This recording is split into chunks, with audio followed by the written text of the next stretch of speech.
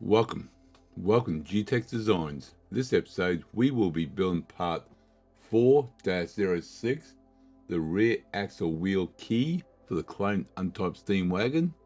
Let's get building.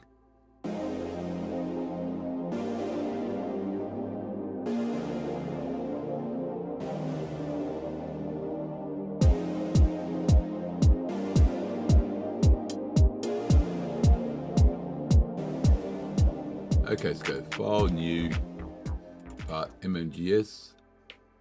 So this part's quite simple. Just go Top View, Sketch. We want this one here. What's it called? Straight slot. There we want. Let's see, 40 from here to there. It's gonna be 40. It's going to be a raise of 5, which that should be 10, which it is. I'll leave those. Yep. And thickness of 10. Let's do mid-plane, doesn't really matter. But that is that piece done. Simple.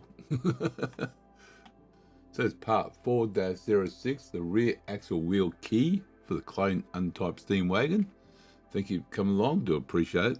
Thanks for everyone's support. I'll see you next episode. Remember, thank you very much.